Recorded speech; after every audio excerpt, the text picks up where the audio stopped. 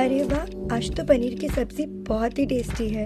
कौन से ढाबे से मंगाई है? जी हाँ, सब बिल्कुल ऐसा ही पूछेंगे जब आप इसे घर में बनाओगे, क्योंकि मैंने इसे फेमस ढाबे से सीख कर, ढाबे वालों से कॉपी करके, उन्हीं के इंग्रेडिएंट यूज़ करके इसे घर में बनाया है, डिट्टो उन्हीं के तरीके से। तो चलिए देखते हैं इसकी पूरी रेसिपी। एक लोहे की कढ़ाई ली ढाबे वाली, उसमें 1 बड़ा चम्मच तेल डाला है और शाहजीरा 1 चम्मच। शाहजीरा क्योंकि ढाबे वाले भी इसे ही इस्तेमाल करते हैं। ये हमने 1.5 टमाटर चॉप करके डाले हैं और 1 बड़ा प्याज चॉप करके डाला है। दोनों हम साथ में ही डाल देंगे और इसे तेज़ आंच पे अच्छे से पकाएंगे ब्राउन होने तक। ये देखिए, अब हमने इसके अंदर 1 हरी मिर्ची डाल दी है बारीक चॉप करके और 1 अदरक का छोटा टुकड़ा चॉप करके डाल दिया है। इसे भी पका लेंगे साथ में। 1 छोटा चम्मच हल्दी का और ये 1 बड़ा चम्मच कश्मीरी लाल मिर्ची पाउडर हमने लिया है, जो कम तीखा होता है, और नमक स्वाद अनुसार। इन सबको तेज़ आंच पे अच्छे से पका लेंगे ब्राउन होने तक। ये हमने डाला है काजू का और पनीर का पेस्ट। रात भर काजू को भिगो के पनीर के साथ पीस लिया था, तो उसका पेस्ट हमने इसमें ऐड किया है। ये देखिए, ये है धनिया पाउडर 1 बड़ा चम्मच और ये छोले मसाला 1 छोटा चम्मच हमने छोले मसाला इसमें ऐड किया है, क्योंकि ढाबे वाले भी इन्हीं मसालों का इस्तेमाल करते हैं। मैंने बिल्कुल उन्हीं की तरह ये बनाया है। ये टमाटो केचप लिया है 2 बड़े चम्मच। इसे भी अच्छे से पका लेंगे। 5 से 6 मिनट हमें इसे पकाना है। सब्जियों को आपको पकाते अच्छे से रहना है। ये हमने पका हुआ टमाटर का पेस्ट डाला है, 1.5 बड़े टमाटर का पका हुआ पेस्ट है।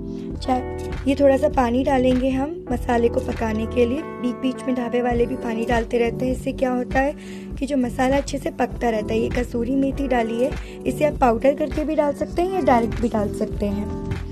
ये हमने बटर डाला है, इसमें बहुत सारा बटर डलेगा इस टाइम पर। ये लास्ट बीच में वो ऐड करते से फ्लेवर आता है। ये धनिया हमने पत्तियाँ, फ्रेश धनिया की पत्तियाँ ऐड करी हैं।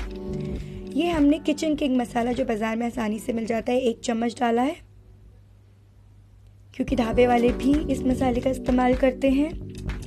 और ये हमने सांभर मसाला 1 छोटा चम्मच, 1 छोटा चम्मच डालना है, ज़्यादा नहीं डालना है वरना सब्ज़ी आपकी बहुत तीखी हो सकती है। और ये पाव भाजी मसाला 1 छोटा चम्मच। वो लोग इन सब तीनों मसालों को मिला के बना के रख लेते हैं पहले से ही और फिर ऐड करते हैं। इसमें होता है सांभर मसाला, छोले मसाला और पाव भाजी मसाला। ये हम बहुत सारा पनीर इस पर ग्रेट करेंगे, क्योंकि इससे ग्रेवी में बहुत अच्छा टेस्ट आता है। और ढाबे वाले भी इसी तरह से पनीर को घिस के सब्जी में मिला लेते हैं।